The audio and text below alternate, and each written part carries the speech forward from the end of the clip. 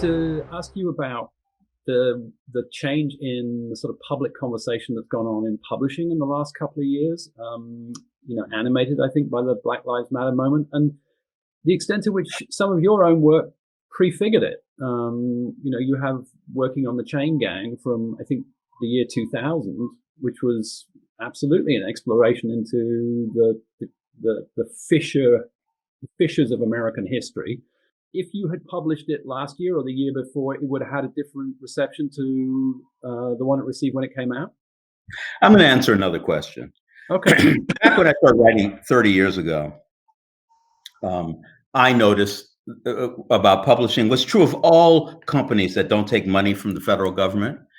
All companies who don't take money from the federal government only hire their own people. Most companies in America are owned by so-called white people. And so it's so-called white people they hire.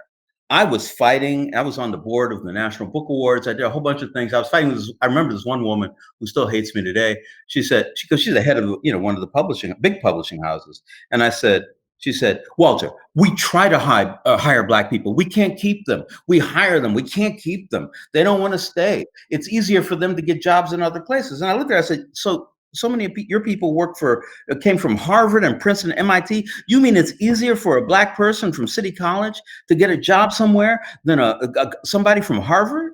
And she said, well, listen, what do you think the problem is? And I said very simply to her, I said, you're racist. And you run a racist institution.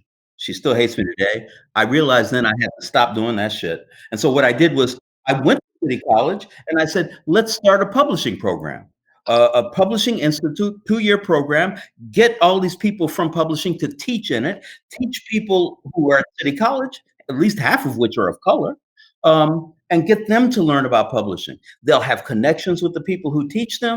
They will have friends, and they'll start to work, and they'll start to share back and forth. So it's not one Black woman trying to publish a book about hair and talking to a white woman who says women don't care about hair, and she goes, your women don't care about hair. My women think about hair all the time. So when you talk to me about the publishing, you talk to me about the institutions. They're worried now because if somebody comes into the the news or a podcast or whatever and starts talking about how maybe Random House or Simon and Schuster or Little Brown or whatever, they say you start pointing at them and saying, hey, you don't have people of color in there. They're afraid that it might impact their bottom line. They don't give a fuck about people of color, but they are worried about people in the bottom line, and that's why Martin Luther King boycotted the buses, right? Boycott the buses because these white people don't like us, but they're worried about the bottom line. That's just a fact, and I don't know. I'm not worried about. I'm not worried about them really. I don't think that we can ever feel comfortable. If they stop selling Black books, they'll stop publishing on Black authors. And they would never hire people to work as editors, as marketing experts, as publicists, as presidents of the company. They're going to hire people of color to do that. Except now they say, oh, wait a second. If we do it, we might sell more books. Okay. I understand. You think what's going on now is kind of momentary, as a kind of sort of a bit of dressing up going on from the corporation? Well, you should ask that to the dinosaurs. Dinosaurs walking around saying, "This is my planet. Shoot, I'm the biggest thing. If you mess with me, I'm gonna step on you." And then all of a sudden, dinosaurs are all gone. Things are always changing. That's what it's like about being human.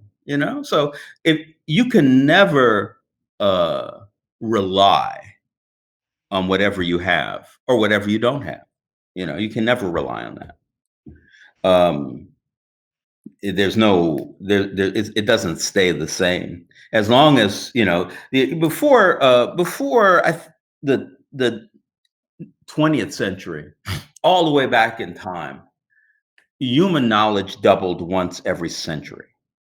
So you got 3, 4 generations of people who have exactly the same rules. Exactly. World War One happens and knowledge doubled in the period of World War One, 4 years. And it's just gotten faster since then. Now, depending on what you use to measure it, uh, knowledge doubles every 10 months. So you better believe everything changes. People are noticing it now. They're still in their job, and people come to them and say, "You know what you said back in 1981? We're going to cancel you now because how dare you say that? It was 1981. I could say whatever I wanted then, but now, in 2020, um, I'm in trouble, you know. But that's because things are changing so fast. Our knowledge of the world, our access to the world, our understanding of all kinds of different backgrounds and cultures and sexualities and genders and all this stuff, all of it's changing, and uh, you know nobody can keep up with it.